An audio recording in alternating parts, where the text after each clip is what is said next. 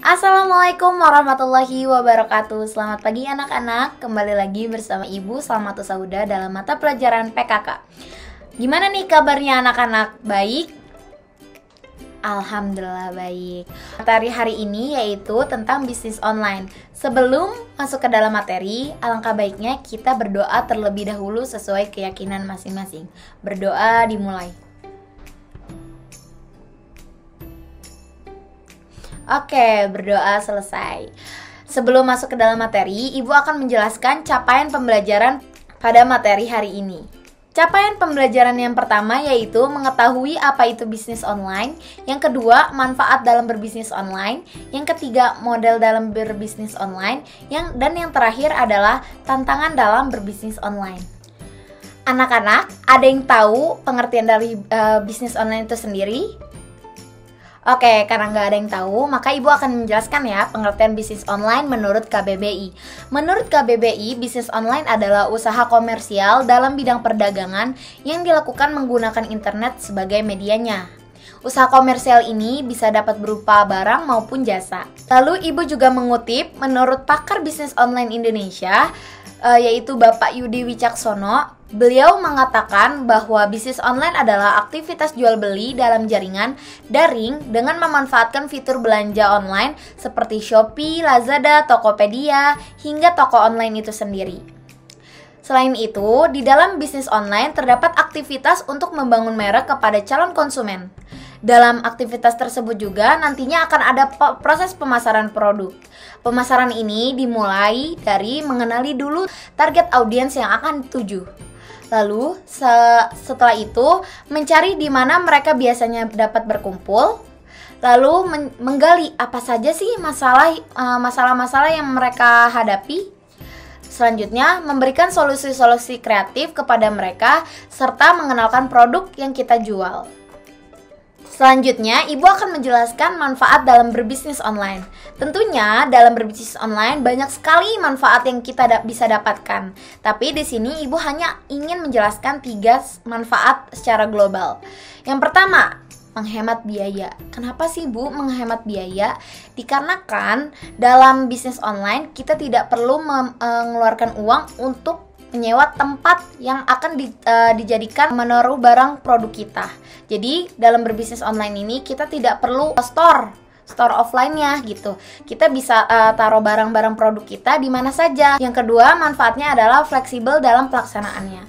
Kenapa fleksibel dalam pelaksanaannya, Bu? Karena dalam berbisnis online kita dapat melakukan bisnis ini di mana saja dan kapan saja. Maksudnya apa, Bu? Jadi ketika kita misalkan keluar kota atau keluar negeri, kita masih bisa berbisnis online. Dan ketika berbisnis online tidak ada patokan waktu untuk jam buka dan jam tutup. Bahkan 24 jam pun diperbolehkan. Yang ketiga, yaitu dapat menjangkau pasar yang sangat luas. Nah, maksudnya dalam berbisnis online ini kelebihannya dibanding bisnis offline yaitu ketika kita ingin berbisnis online, kita dapat menjangkau pasar kita hingga mancanegara. Jadi, tidak ada patokan dan batasan dalam berbisnis online. Kita bisa mengenalkan produk kita ke negara lain. Nah, setelah kalian mengetahui manfaat dalam berbisnis online, selanjutnya Ibu akan menjelaskan model dalam berbisnis online. Tentunya seiring berkembangnya zaman, model dalam bisnis online ini akan terus bertambah. Tetapi di sini Ibu hanya akan menjelaskan model bisnis online yang sedang marak di Indonesia saat ini. Yang pertama yaitu adalah reseller. Apa itu reseller? Reseller adalah orang yang menjual kembali produk dari sebuah toko atau supplier kepada pelanggan. Tetapi orang tersebut harus stok produknya terlebih dahulu. Jadi sistemnya reseller ini, misalkan Ibu mempunyai modal 500.000, Ibu membeli produk langsung dari supplier sebesar 500.000. Setelah produknya Ibu simpan, Ibu akan menjualnya lagi kepada customer seperti itu. Nah, yang kedua ada sistem dropshipper. Dropshipper tuh apa sih, Bu? Dropshipper adalah orang yang menjual produk dari sebuah toko atau supplier kepada pelanggan tanpa harus menyetok produknya terlebih dahulu. Bedanya dropshipper dengan reseller, kalau reseller itu kan harus mengeluarkan modal terlebih dahulu untuk membeli produk yang akan ia jual kembali. Nah, kalau dropshipper itu enggak. Kalau dropshipper itu dia sama sekali tidak mengeluarkan modal atau 0 rupiah. Sistemnya dropshipper yaitu ia memasarkan produk terlebih dahulu ke sosial media, lalu ketika ada yang membeli produk tersebut, dia sampaikan kepada supplier, ini yang udah beli segini, nanti supplier yang mengirimkan langsung ke customer, seperti itu. Jadi dropshipper ini sama sekali tidak memegang produknya sama sekali, seperti itu. Nah, yang ketiga adalah afiliator. Mungkin banyak banget ya yang tahu afiliator itu apa, atau ada yang belum tahu afiliator apa. Nah, Ibu jelaskan ya di sini. Affiliate adalah suatu bisnis online yang dimana seseorang akan mendapatkan komisi jika ia berhasil mempromosikan produk dari supplier. Nah, sistemnya afiliator ini, jadi kita, misalkan ibu nih, ibu harus mendaftar program afiliasi. Ketika ibu sudah mendaftar program afiliasi, ibu akan mendapatkan link untuk memasarkan produk-produk yang akan dijual kembali. Nah, jadi misalkan nih, ibu review dulu produknya, misalkan di TikTok ya, ibu review produknya, ternyata produknya ini bagus loh, baju ini, kayak gitu. Nah, ketika ibu udah review, ibu sertakan link di situ, link atau keranjang ya, biasanya mungkin main TikTok pasti tahu dong. Ketika kalian pencet link tersebut dan nanti kalian membelinya, nah disitulah ibu akan mendapat komisi dari penjualan baju tersebut. Tentunya dalam berbisnis online tidak selalu enak dan berjalan mulus. Pasti ada tantangan yang akan kita hadapi di depannya. Nah, di sini ibu akan menjelaskan beberapa tantangan yang banyak orang alami nih, pembisnis alami dalam menjalankan bisnis online. Yang pertama, kompetisi yang sangat ketat. Nah, pastinya kompetitor itu sebenarnya banyak banget bisa kalian temui. Nah, tetapi munculnya kompetitor itu kadang membuat kita tuh jadi sulit atau kita tuh nggak tahu gimana sih caranya menempatkan diri kita agar kita tuh bisa setara dengan kompetitor lain atau bahkan bisa di atasnya kompetitor tersebut. Maka dari itu, kita sebagai pembisnis online, kita wajib mempelajari bisnis secara mendetail dengan benar. Yang kedua yaitu digital marketing. Berjualan secara online, tentunya kita harus melek pada tren marketing secara online juga. Dan kita juga pasti tahu dong kalau bisnis online ini akan terus berkembang sangat pesat. Nah, maka dari itu kita harus memperbaharui skill-skill yang kita miliki. Salah satunya kita harus mempelajari bagaimana sih caranya mempromosikan produk di media sosial agar produk kita tuh bisa hype, bisa terkenal, bisa bisa trending. Yang ketiga yaitu target pasar. Nah, kita tuh dalam berbisnis online, kita tuh harus menentukan target pasar yang sesuai dan sangat tepat. Kenapa? Karena gini, misalkan kita udah punya produk, udah bagus, terus branding kita udah bagus, tapi kalau misalkan target pasar kita nggak sesuai, maka produk yang kita jual mungkin nggak akan selaris itu, kayak gitu.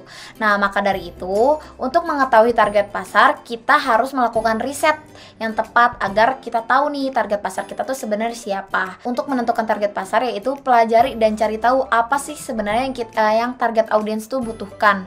Yang kedua, jika udah tahu dan kita udah menemukan target pasar yang tepat, mulailah menarik perhatian mereka lewat produk yang kita jual. Nah, abis itu materi konten yang akan kita sebar dan akan kita share di sosial media itu harus relevan juga sama yang mereka butuhkan. Maka dari itu penjualan kita nantinya akan sesuai dengan target pasar dan akan menarik perhatian konsumen lebih banyak. Yang keempat adalah keuangan. Prinsip yang harus dipegang, rajinlah untuk mencatat keuangan kas, karena kalau kita sudah rajin mencatat keuangan kas, maka kita akan lebih gampang untuk mempos-poskan keuangan kita selama kita berbisnis. Nah, yang terakhir nih, yang terakhir adalah meyakinkan pembeli dan loyalitas pelanggan. Jadi ketika kita berbisnis online, tentunya kan pembeli itu nggak akan bisa lihat produk kita secara langsung kan, nggak bisa pegang, nggak bisa lihat gitu. Maka dari itu disitulah kita sebagai penjual kita harus meyakinkan produk kita bahwa produk yang kita jual itu adalah produk yang bagus, produk yang baik, terus juga produknya itu nggak ecek-ecek kayak gitu. Jadi ada harga, ada barang seperti itu. Nah, maka dari itu ketika produk yang kita jual itu sudah meyakinkan customer, maka customer itu akan lebih yakin dan gak ragu untuk membeli produk kita.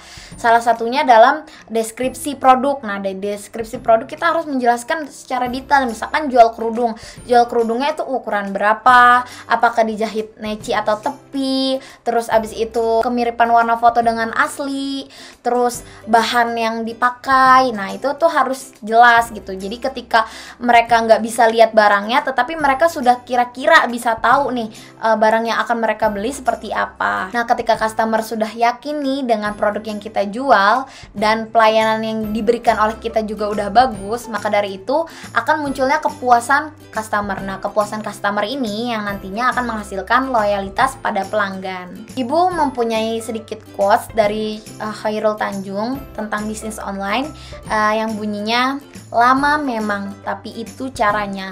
Semua harus dilewati seperti anak tangga, satu persatu, jangan lompat-lompat. Karena kalau melompat kemungkinan terplesetnya akan tinggi. Nah, kesimpulannya ketika kita berbisnis online, kita tuh jangan mau langsung, gimana sih Bu caranya biar penjualannya tinggi kayak gitu. Nah, itu tuh pastinya harus dilalui dengan anak tangga yang paling rendah dulu gitu. Dan ketika kita berbisnis online, jangan pernah menyerah begitu aja. Dan yang paling harus kalian lakukan yaitu jangan pernah berhenti belajar. Kalian harus terus belajar karena bisnis online ini akan terus berkembang seiring berkembangnya zaman. Maka dari itu kalian harus pintar-pintar mencari peluang agar bisnis kalian bisa berjalan dengan baik. Seperti quotes yang sering kalian mungkin dengar juga, kesuksesan itu tidak didapat dengan cuma-cuma, tetapi dengan hasil kerja keras yang tinggi. Nah, oke, sekian pembelajaran PKK tentang materi bisnis online kali ini. Semoga ilmu yang Ibu berikan bisa bermanfaat bagi kalian semua. Wassalamualaikum warahmatullahi wabarakatuh. Tetap semangat belajar dan terus semangat.